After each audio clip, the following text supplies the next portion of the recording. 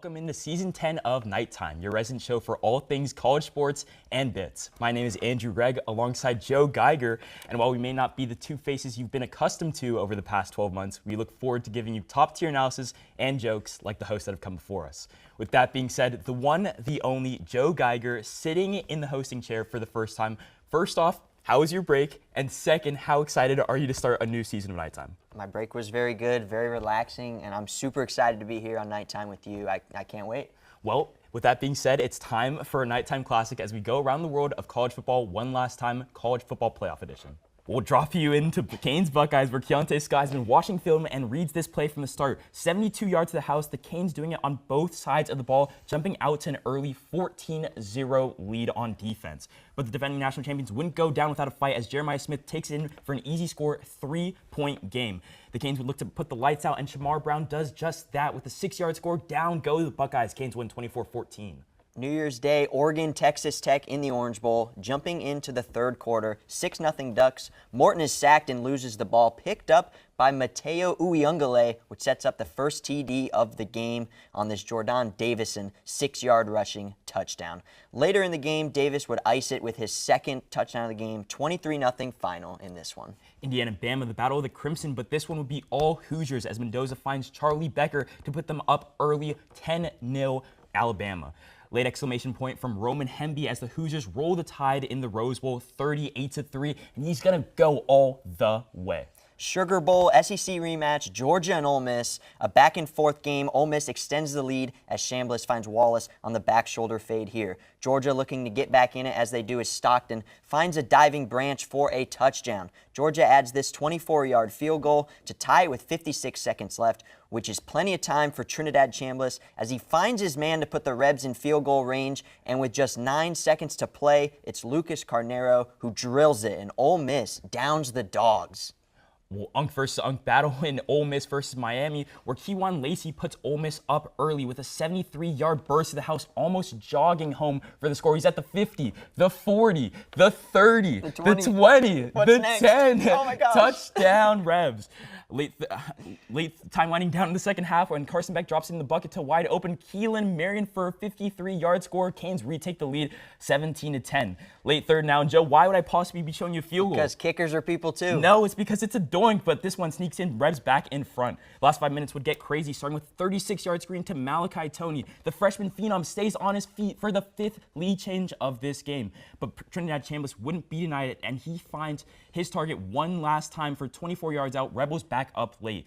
Game on the line now, and Beck does it with his feet, rushing for his first rushing touchdown in 4 months. Canes move on to the Natty, 31-27.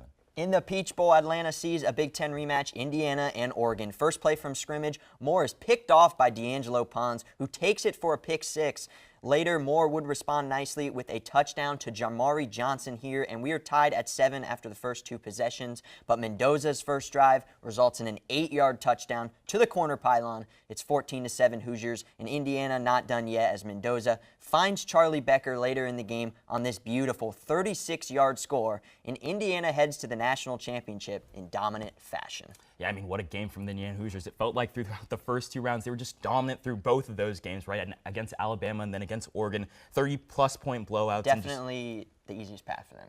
I mean, they made it look easy. They made it look easy, at least. I mean, Alabama obviously had that win against Oklahoma to start the college football playoff, and then after that, Oregon just rolling through Oregon after that. But with that being said, I mean, what a playoff, right? Great playoff. What Absolutely a playoff. Great playoff.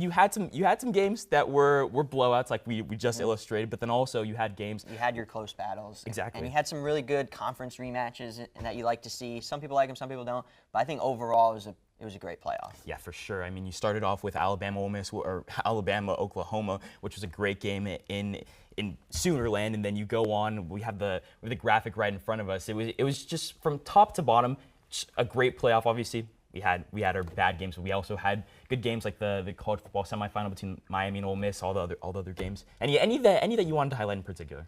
I'm just going to say I think the best game, was that Ole Miss-Georgia game. The back and forth, that was the Sugar Bowl. It was unbelievable. But honestly, Miami-Ohio State, I think, was the biggest shocker, for most people.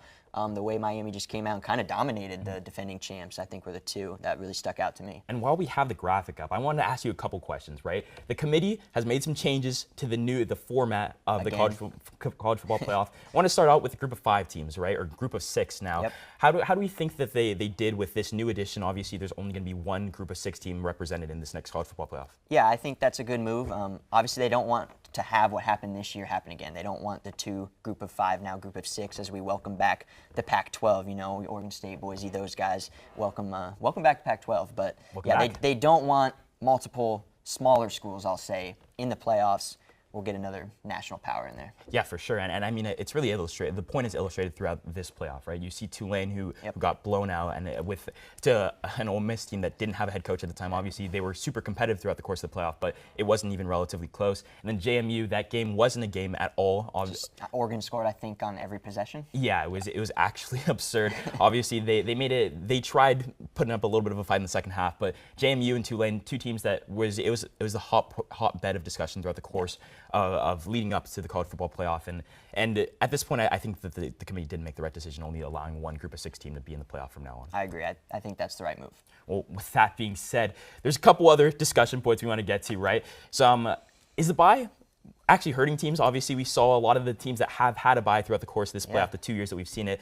Has it hurt the teams? It appears to be. I mean, in the 12-team era, 1 and 7 are teams who have a bye. The only team to win was Indiana's win in the Rose Bowl against Alabama. And obviously, we saw how good Indiana was, so maybe that's an outlier. But it appears to be hurting the bye. It's a long layoff. If you play in that conference championship game, it's 2 or 3 weeks. That's a long time without playing football. And you can try and simulate the live games in between, but it doesn't compare to an actual playoff football game. Yeah, so I have a little bit of a disagreement here. I will say I don't think that it hurts teams as much as a lot of people say it does. I understand that the record is a little bit damning, right? It's 1 and 7, but that one team that won ended up winning the national championship. True. Did it help them? Maybe is my question. But at the same time, I think that some of the teams that won were just maybe some of the better teams, right? Ole Miss played Georgia during the regular season, and it was a close game. Who's to say that they shouldn't have won that next rematch? And then just in general, Miami ended up making it to the national championship. So some of these teams were good, and then obviously the system is a little bit flawed because the first year of the playoff, it was just weird with the top 4 teams all getting a bye, top 4 conference champions getting a bye. Yeah, you had Arizona State getting a bye, you had Boise State getting a bye, probably teams that Didn't aren't deserve necessarily one. the top 4 teams in the country. But yeah, I see your point, but we'll have to see next season when the top 4 are back in. Agreed. Well, that being said, the committee under a lot of scrutiny this year, right? For a lot of different reasons. Notre Dame, but let's highlight one that was really stood out. Alabama, after getting blown out by Indiana, do you think that they deserved a spot in the college football playoff? Yeah, I mean, they absolutely deserved a spot. I mean, you can't punish a team for playing in their conference championship. I think a lot of people looked at that game against Georgia in the SEC championship as sort of, oh, they shouldn't get in. They played bad because they kind of punished BYU for playing just as poorly against Texas Tech in the Big 12 championship. But you can't punish Bama for being in the SEC championship and playing poorly. They had a good season. Yeah, they weren't as good as years past. And they did win their first-round game in Oklahoma. So I think they proved that they should have been there. I think the point that you made at the end there is the one that really kind of stands out to me when making this argument, right? They won a college football playoff game in Norman, in a hostile environment. They had to go on the road to night game, too. Exactly. To a place that they've lost. Exactly. They've lost to Oklahoma the last 2 times they played. Exactly. So I think that point kind of illustrates it more than the SEC championship game. I'm a little bit conflicted on what we should do about the conference championship games because it feels like sometimes they do matter, sometimes they don't. The reason why Miami got into the college football playoff was because Duke won. Exactly. And then also because BYU lost. Yeah. So there's a lot of little nuances with it, but I think we're on the same page there. I think Alabama did end up deserving to be in the college football playoff, especially given the fact that they won their first college football playoff game. I think overall they got the entire bracket correct. Yes, there's 2 group of 5 teams in it, but with the rules and format that they had in play this year, I think they got it right overall. Okay, and one last thing, we're going to discuss the changes that have been made. Obviously, we mentioned some of them earlier, the group of 6 now only having 1 spot. Any other changes that you want to highlight? Maybe there are some big ones. Oh boy, Notre Dame. Notre Dame. They're getting special treatment. They are. If they're in the top 12 this time next year, they're automatically in no matter what happens on conference championship weekend, no matter who wins or loses. Notre Dame is guaranteed a spot if they are in the top 12. Thoughts on that? Yeah, I mean, I'm definitely not a big fan of that, right? Because if that would have happened this year, Miami wouldn't have been able to. They would have been out this season, and obviously Miami won the matchup in the head-to-head, but that doesn't matter if they're guaranteed a spot. So I think that there's definitely some. I don't know how they even. How did that conversation go about? Yeah, that's a good point. I don't understand how the conferences were just like, okay, we're gonna let Notre Dame in if they're a top 12 seed, but you know what? Good for them. They were able to negotiate it, and no, bad for the sport. Good for them. It's bad for the sport. Bad for the sport. And then also, one thing I wanted to highlight maybe is the fact that the SEC and Big Ten are going to take home more than half of the revenue that's generated by the college football playoff.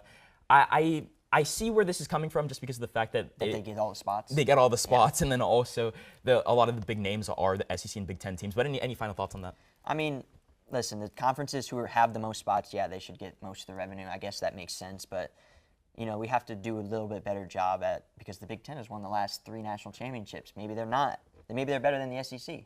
Yeah. So maybe we should not have the biasness with the conferences to start the season every year. Yeah, I mean, and the ACC was also representing the national championship game. So the 6th best ACC team. Yeah, the 6th best ACC team, the Miami Hurricanes, were represented in the national championship. And with that being said, we will talk more about Indiana and Miami in the next segment.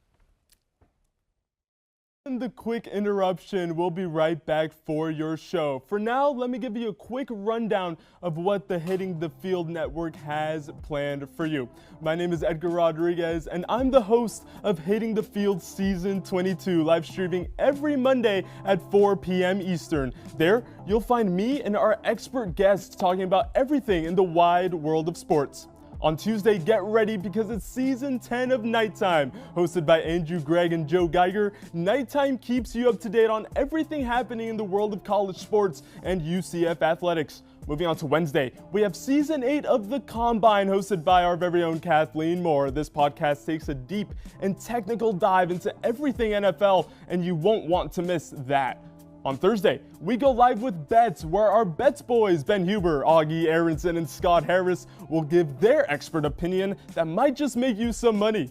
On Friday, Season 4 of Girls Got Game takes over with only the hottest topics in women's sports, hosted by none other than Katie Sue Christensen and Mia Flores. And to round out the week, Season 3 of HTFC comes on Saturday, hosted by Octavius Lawrence and Santiago Molina. Soccer never stops, and HTFC will be your stop for everything in the world of football. Make sure to follow us on Instagram and TikTok, where you can find non-stop additional content, as well as stay updated on all HTFN news. Lastly, leave a like, comment, and most importantly, subscribe to the Hitting the Field Network on YouTube. That's all I got. I'm Edgar Rodriguez signing off. Enjoy the rest of your show. Unfortunately, we do have to talk about the national championship, as we are a college football show. The final score being Indiana 27, Miami 21.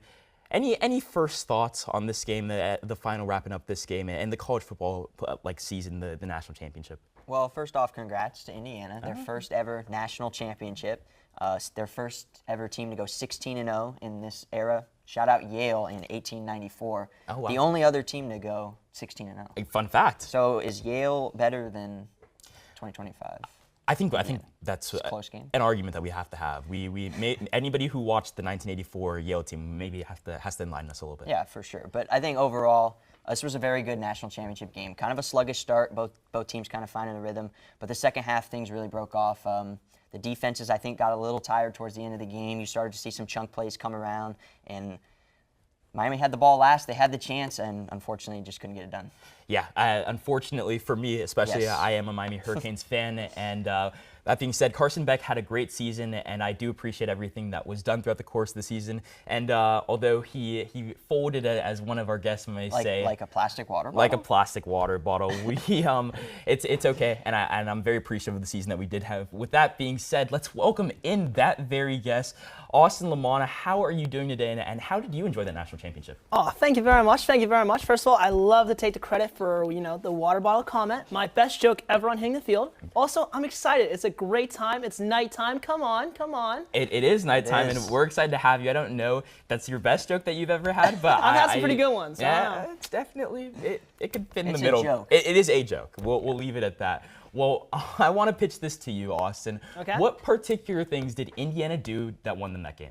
What didn't they do is a real question. But to answer your question, all seriousness, this is a little out of the box, but I'm going to say confidence, okay? Now, I want to go back, I'm going to tie into Miami just a little bit here. Carson Beck, like I said, folded like a water ball because his confidence, okay? You look at Fernando Mendoza, his confidence is through the roof the entire game. He has people coming at him the entire time, doesn't matter. Let's look at the fourth quarter real quick, okay? Let's talk about that. He scored the final touchdown. He got hit by, 2, 3, maybe 4 people? I don't even remember. He got hit by several people and still made it to the end zone. It was like a 25-yard run. I mean, come on. 187 passing yards, That is beautiful right there. Truly beautiful. And another thing I want to talk about is a strong defense that forced Miami to make long runs. I mean, listen, let's talk about the first half of the game real quick, okay? Miami, they got nothing. Literally nothing. They had no short runs at all. Indiana's defense, they kept it pushing and pushing. I think, right at the beginning of the third quarter, Miami got a touchdown, but that was what? Let's see here. 45-yard run, I believe that's what it was. And that's a long run, okay? And Miami was forced to do that. And when you have to make long runs instead of short runs, you are kind of dealing with a lot harder chance of, making a catch and all that. Indiana's defense was chef's kiss. Gordon Ramsay would have loved it. I'm just saying. So, but I take it back to you guys. Well, Joe, what was your thoughts on Indiana? Obviously, I know you're an Indiana fan as well. Let me get your thoughts a little bit on this. What do you think, my man? Yeah, not an Indiana fan, but I was rooting for them to beat Miami. But to go back to your first point about the quarterback play, I do think that Mendoza made some bigger plays down the stretch than Carson Beck was able to. Do you agree with that? Yeah, I mean, I think that last touchdown is indicative of that, right? That Mendoza had a chance to win them that game, and even it wasn't. I think that was the second to last drive of that game, right? Because they kicked a field goal on the last drive. Yes. But the drive that the last drive that they did have, he drove them all the way into field goal range, and then they had to make that decision to kick on fourth down. But he made big plays throughout the course of that game. I think the 187 passing yards isn't really indicative of as a whole of what Mendoza did. He was on target with a lot of the balls that he placed, and he's able to kind of control the game. He was being hit early and late in that game, really big hits. That's kind of what Miami's defense prided themselves on. Earlier in the game, you could see their game plan was get it out of his hands fast. They had a lot of quick passes to the sideline, quick 5-yard outs. Just get it out of his hands fast. Mm-hmm. Don't let the Miami pass rush get to him early on, and they kind of did a good job at that. I will say, for all the hate that Carson Beck's getting right now, I do want to give him some credit, right? The first half was awful, but I think that if you watch Miami Hurricanes football this season, you know that Shannon Dawson calls a pretty conservative first half of those football games, and once he was able to scheme up some stuff in the second half, as we can see, that Mark Fletcher 45-yard run, that was a big explosive play, and it wasn't just the run offense. The run offense helped establish the pass, and Carson Beck was able to kind of unleash himself in the second half, but a play like this kind of just shuts everything down. I think we'll get to that at some point. Yeah, you have to give credit to Indiana's special teams.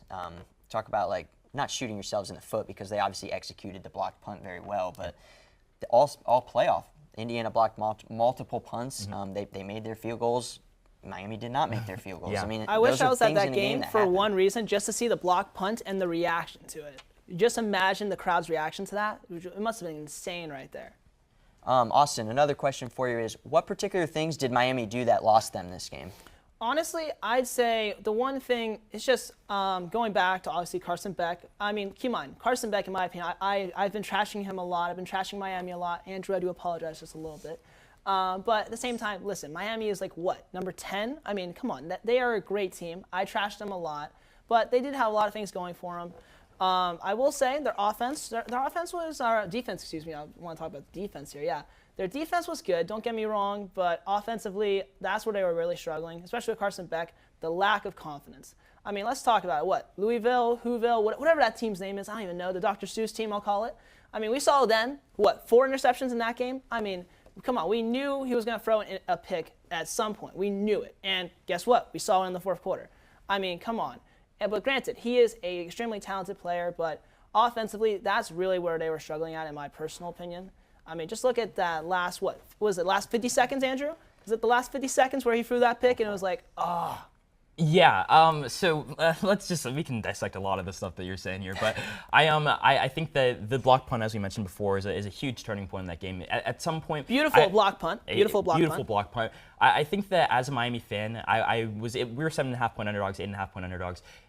Miami wasn't supposed to win this game, and you definitely can't lose it on special teams, right? If you're going to point out a point in the game where you can't lose the game, can't be on special teams. You can't miss field goals in the national championship. You cannot have blocked punts. It was a bad sequence of events for Miami, and 10 points being lost on special teams, it just can't happen, especially when you're probably not the better team. It's absolutely killer especially when your offense kind of struggled early. Yeah, you can't give up points like that. And I think if we're going to wrap it up on one last question, which would be, did Indiana win it or did Miami lose? I think we've been setting that up for a little bit now. I think Miami probably lost it, right, because of the fact that they did lose 10 points on special teams. Because Miami did Carson back towards the end of the game, did throw that final interception. Although he was leading the drive up to that point, I think that, can we get like an analysis from you two? What do you think? Did Miami lose or did Indiana win it? Joe, I'll let you start off. Those 2 points that you said, the special teams, and I have one about just late in the game, that their ability to make plays, and Miami's defense inability to maybe get off the field. They had multiple third downs, multiple fourth downs where they could have stopped drives for Indiana that extended leads to 10, as you said, late in the game. When you're losing in a game, you got to get off the field, and there's a few instances where I think that kind of haunted them too. Austin, quick, did Miami lose it or did Indiana win it? I think Indiana won it. Listen, I wanted to have an Indiana flag behind me, but someone said that was a bad idea. But I think Indiana won it. I probably would have torn it down if you did do that. So with that being said, that's all the time that we have for college football on this segment of Nighttime. We'll be right back with college basketball right after this.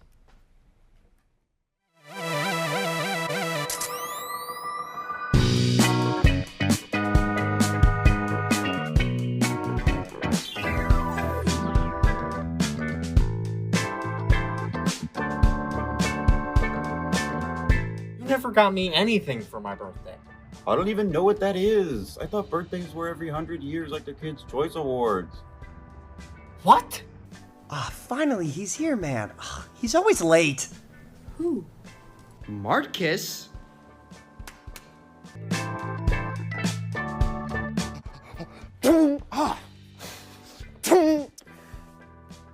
You good? I'd give them one of these and one of these.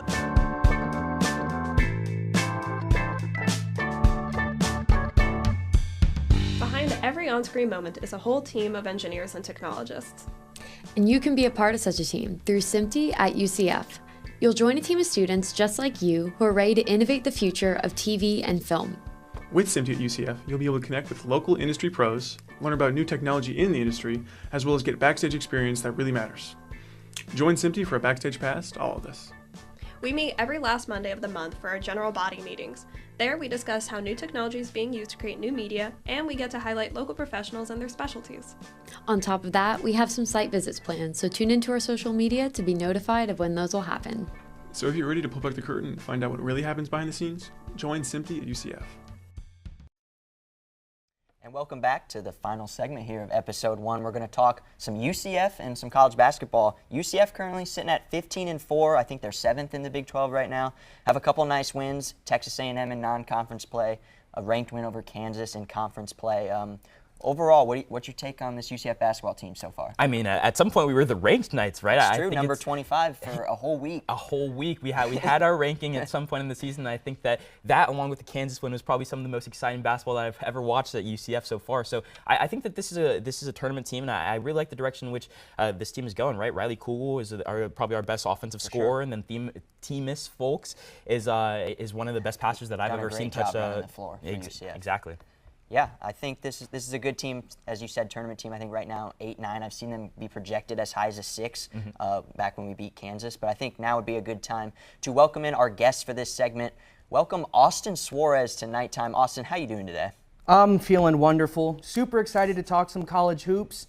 Shooting it right back over to you guys. How are you guys doing? Doing amazing. Yeah, I mean, I haven't answered it yet, so I'm doing great. I'm fine. I'm great. I'm happy to be done with the Miami Hurricane segment. So let's talk some basketball, guys. Let's do it. All right, Austin, one question for you. What can we make of this UCF basketball team currently? And are they legit contenders not only in the Big 12, but also in the March Madness tournament? Well, you know, our Knights are currently 15-4 in overall play, 4-3 in the conference. We retain one key benefit, gentlemen, and that's being in the Big 12, which means any win in the conference is a quality win, but losses can stack, giving the quality of competition. You know, the back-to-back losses to Arizona and Iowa State do not help. But what does this mean for March? Well, gentlemen, it means that there is plenty of work for our Knights to do before we can even dream of a postseason tournament. And that work comes in the form of number 12 Texas, number 6 Houston, and number 13 BYU. And given our current record, I think if we win at least, 2 of these ranked games, I can finally start saying maybe it's time for a Cinderella run. But right now, our biggest issue is avoiding the Big 12 death spiral, back-to-back blowouts. And we need Riley Kugel and Timus Folks to work together as 2 separate cogs in the same machine rather than 2 entirely different machines.